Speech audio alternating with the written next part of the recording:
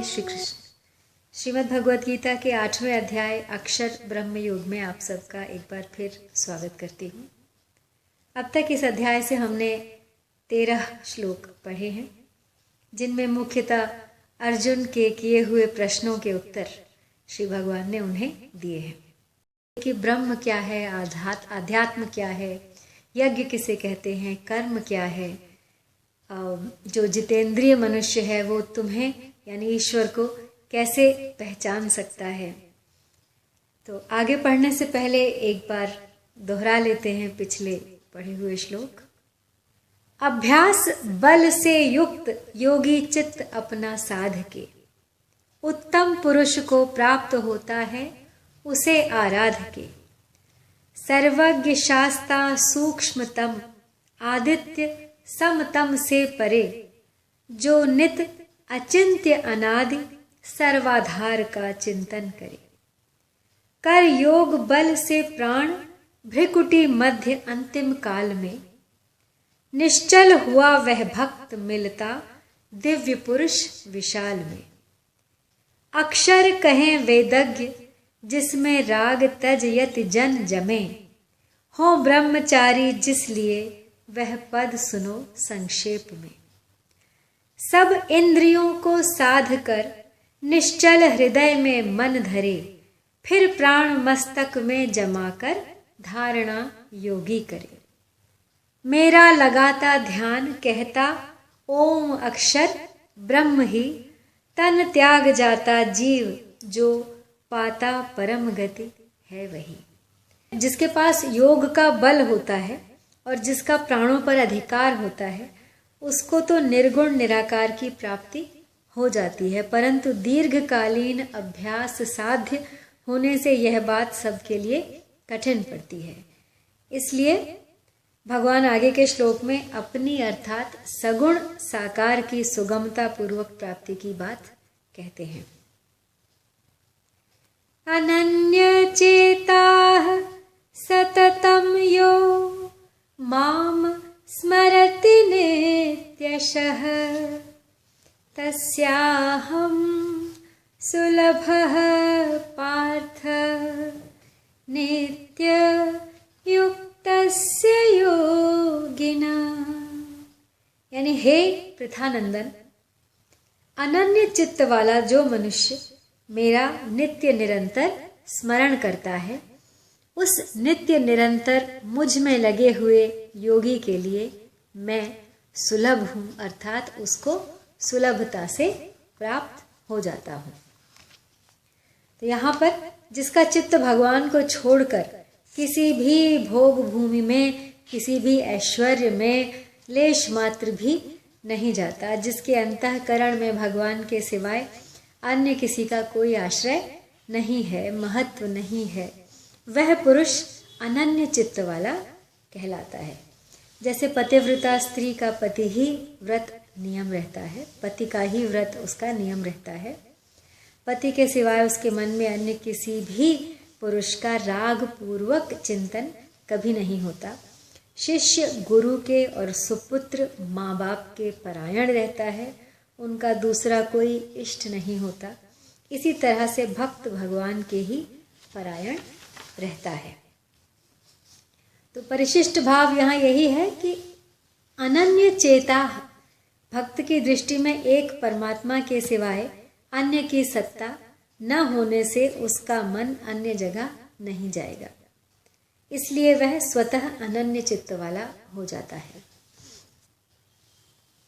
सततम यो माम स्मरति नित्यशः, एक करना होता है और एक होना होता है। तो जो करते हैं वह क्रिया है और जो अपने आप होता है वह स्मरण है।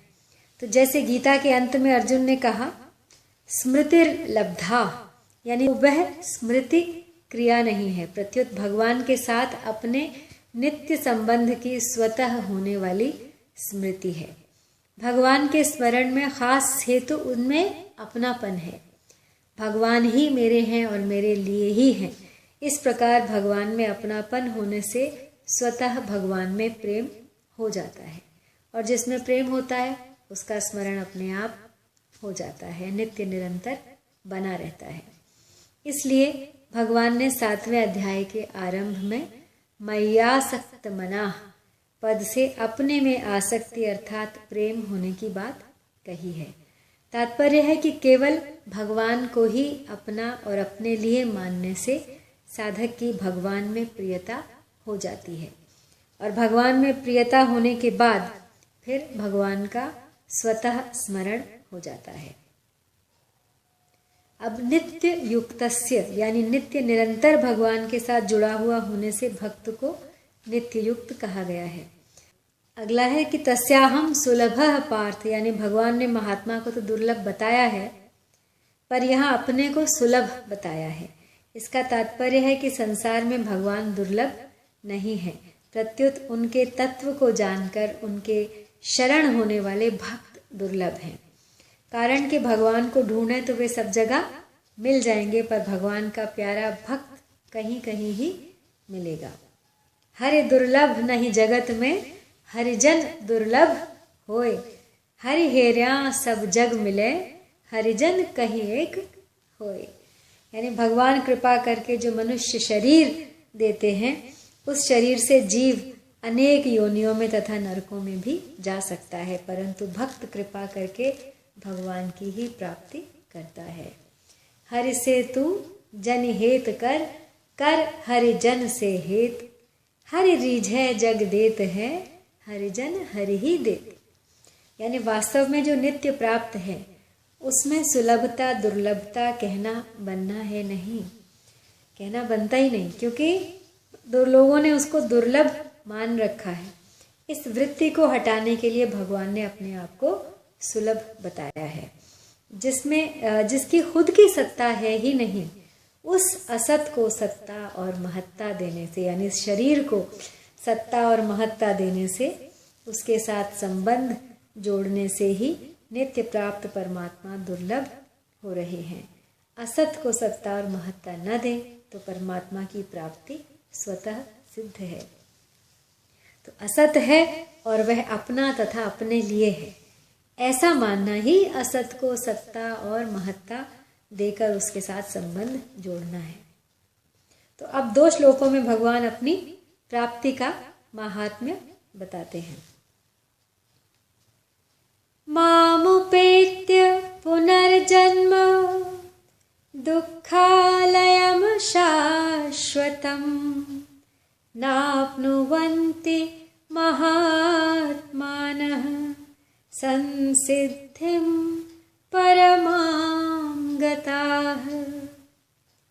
महात्मा लोग मुझे प्राप्त करके दुखालय अर्थात दुखों के घर और अशाश्वत अर्थात निरंतर बदलने वाले पुनर्जन्म को प्राप्त नहीं होते, क्योंकि वे परम सिद्धि को प्राप्त हो गए हैं, अर्थात उनको परम प्रेम की प्राप्ति हो गई है। तो यहाँ मामोपेत्य का तात्पर्य है कि भगवान के दर्शन कर ले, भगवान को तत्व से जान ले अथवा भगवान में प्रविष्ट हो जाए तो फिर पुनर्जन्म नहीं होता। पुनर्जन्म का अर्थ है फिर शरीर धारण करना। वह शरीर चाहे मनुष्य का हो, चाहे पशु पक्षी का हो, चाहे किसी भी प्राणी का हो, पर उसे धारण करने में दुख ही दुख है।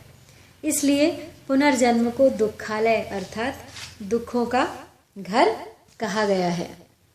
गीता के 7वें अध्याय में तो संसार को परमात्मा का स्वरूप कहा गया है, वासुदेवः सर्वम, पर यहाँ उसको दुखालय अर्थात दुखों का घर कहा गया है।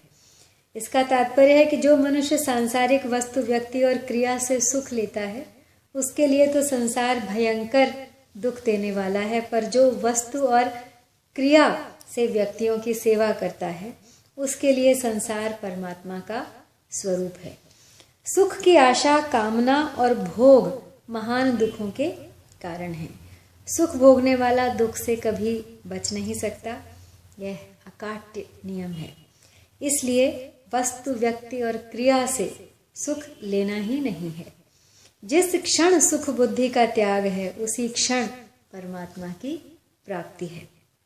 तो जीव उस समग्र परमात्मा का अंश है जिसमें रोम रोम में करोड़ों ब्रह्मांड हैं। पर जीव फंस गया अपरा प्रकृति से तुच्छ अंश एक शरीर में। इसलिए जहाँ कोरा आनंद ही आनंद है, वहाँ जीव कोरा दुख ही दुख पा रहा है।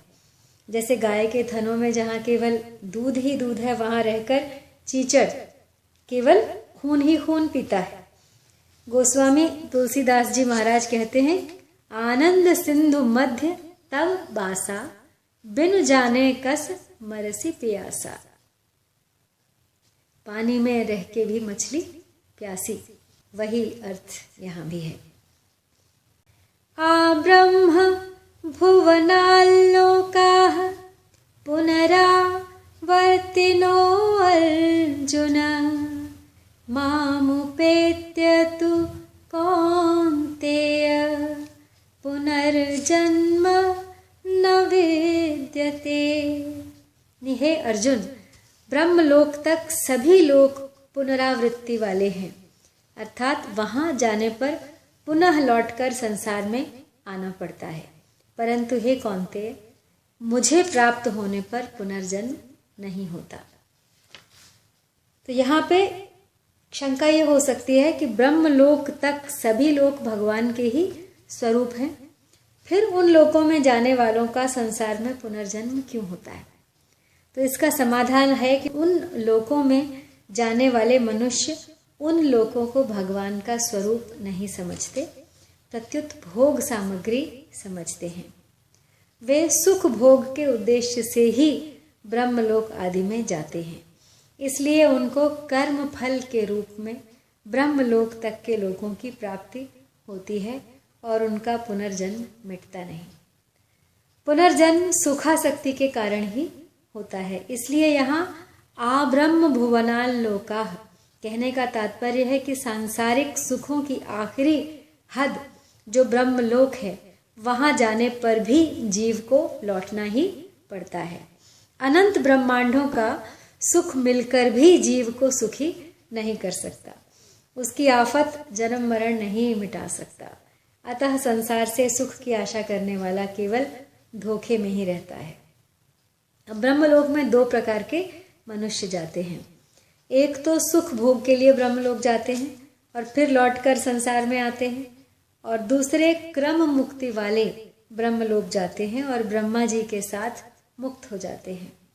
वे क्रम मुक्ति वाले लौटकर संसार में नहीं आते, तो यह उनके उद्देश्य की महिमा है, ब्रह्मलोक की महिमा नहीं है। ब्रह्मलोक तो पुनरावर्ती ही है, क्योंकि वहां कोई भी सदा नहीं रह सकता। न भोगी सदा रहता है, न योगी सदा रहता है। ब्रह्मलोक तक सब कर्म फल है।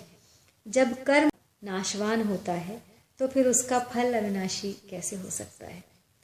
तो मामुपेत्य में माम पद समग्र परमात्मा का वाचक है, जो परा और अपरा दोनों का मालिक है। उसको प्राप्त होने के बाद फिर दुखालय यानी संसार में जन्म नहीं होता। हाँ, उनको प्राप्त हुए मनुष्य उनकी इच्छा से कारक महापुरुष के रूप में अथवा भगवान के अवतार के समय संसार में आ सकते हैं, परंतु उनका वह जन्म कर्मों के अधीन नहीं होता, प्रत्युत भगवान की इच्छा से होता है। तो अब ब्रह्मलोक में जाने वाले भी पीछे लौटकर आते हैं। इसका कारण आगे के श्लोक में बता दिया। सहस्रयुग पर्यन्तम् अहर्यद ब्रह्मणो विदुः रात्रिम युग सहस्रांताम ते अहो रात्र विदो जना। यानी जो मनुष्य ब्रह्मा के 1000 चतुर्युगी वाले एक दिन को और 1000 चतुर्युगी वाली एक रात्रि को जानते हैं, वे मनुष्य ब्रह्मा के दिन और रात को जानने वाले हैं। तो यहाँ सतयुग, त्रेता, द्वापर और कलि यानी कलयुग, मृत्युलोक के इन 4 युगों को एक चतुर्युगी कहते हैं। ऐसी 1000 चतुर्युगी बीतने पर ब्रह्मा जी का एक दिन होता है और 1000 चतुर्युगी बीतने पर ब्रह्मा जी की एक रात होती है। इसी गणना के अनुसार 100 वर्षों की ब्रह्मा जी की आयु होती है। तो ब्रह्मा जी की आयु के 100 वर्ष बीतने पर ब्रह्मा जी परमात्मा में लीन हो जाते हैं और उनका ब्रह्मलोक भी प्रकृति में लीन हो जाता है तथा प्रकृति परमात्मा में लीन हो जाती है। कितनी ही बड़ी आयु क्यों न हो, वह भी काल की अवधि वाली ही है। ऊंचे से ऊंचे कहे जाने वाले जो भोग हैं वे भी संयोगजन्य होने से दुखों का ही कारण है। ये ही संस्पर्शजा भोगा दुख योनया एवते, और काल की अवधि वाले हैं, केवल भगवान ही कालातीत हैं। इस प्रकार काल के तत्व को जानने वाले मनुष्य ब्रह्मलोक तक के दिव्य भोगों को किंचित मात्र भी महत्व नहीं देते। अब ब्रह्मा जी के दिन और रात को लेकर जो सर्ग और प्रलय होते हैं उसका वर्णन अब आगे के 2 श्लोकों में किया है। अव्यक्ताद् अव्यक्तयः सर्वाः प्रभवन्त अत्यहरागमे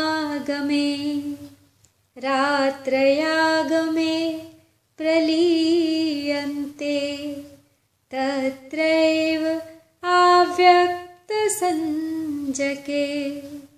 यानी ब्रह्मा के दिन के आरंभ काल में अव्यक्त ब्रह्मा के सूक्ष्म शरीर से संपूर्ण शरीर पैदा होते हैं और ब्रह्मा की रात में आरंभ काल में उस अव्यक्त नाम वाले ब्रह्मा के सूक्ष्म शरीर में ही संपूर्ण शरीर लीन हो जाते हैं। यहाँ पे अत्यंत सूक्ष्म काल है परमाणु, 2 परमाणुओं का एक अणु और 3 अणुओं का एक त्रिसरेणु होता है। अब झरोखे से आती सूर्य की किरणों में हम त्रिसरेणु जो है उनको उड़ते हुए देख सकते हैं। सब कुछ बहुत साइंटिफिक है।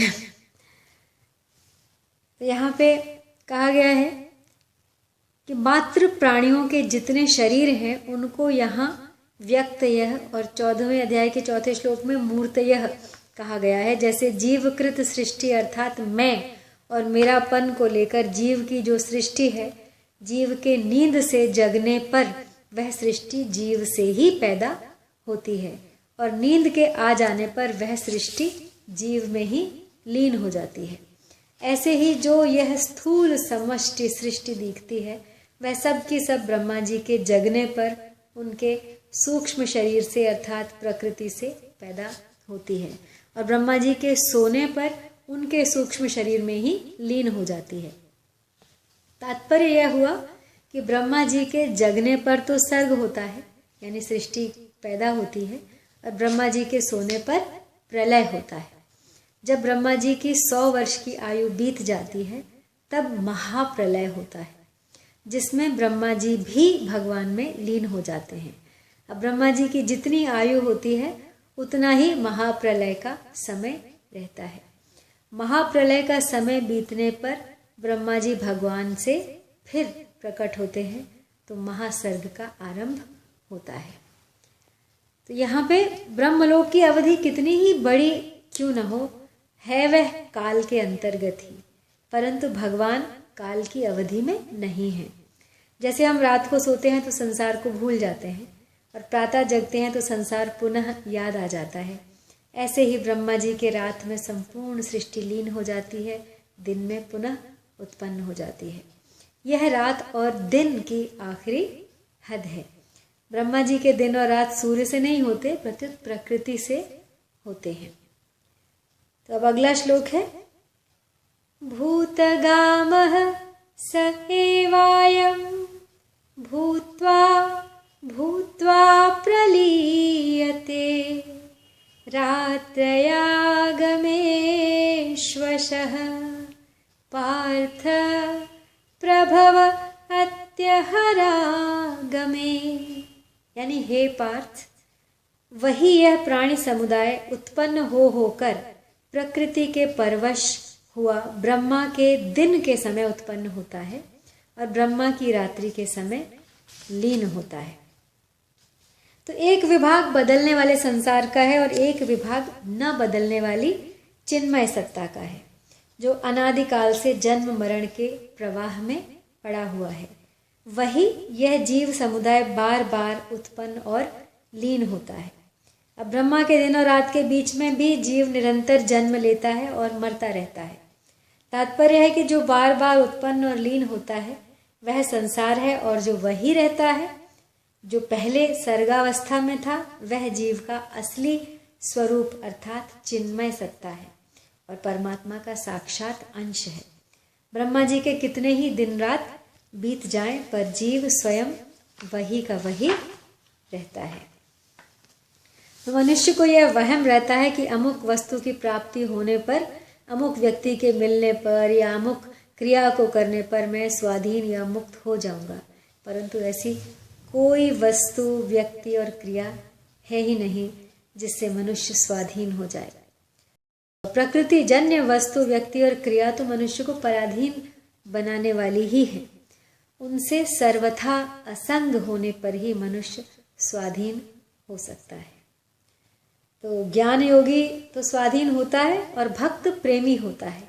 अब भक्ति योग में भगवान के पराधीन जो भक्त है वो नहीं होता, क्योंकि भगवान परकीय नहीं है, प्रत्युत स्वकीय हैं, अपने हैं। स्वकीय की अधीनता में विशेष स्वाधीनता होती है। तो भगवान तो स्वाधीन से भी स्वाधीन है। तो जीव ही जड़ता के पराधीन हो जाता है। उस पराधीनता को मिटाने से वह स्वाधीन हो जाता है, परंतु भगवान के शरण होने से वह परम स्वाधीन हो जाता है। तो भगवान की अधीनता ही परम स्वाधीनता है, जिसमें भगवान भी भक्त के अधीन हो जाते हैं। अहम भक्त पराधीना। आज यही समाप्त करती हूँ, इससे आगे कल पढ़ूंगी। तब तक के लिए आपसे विदा चाहती हूँ। जय श्री कृष्ण।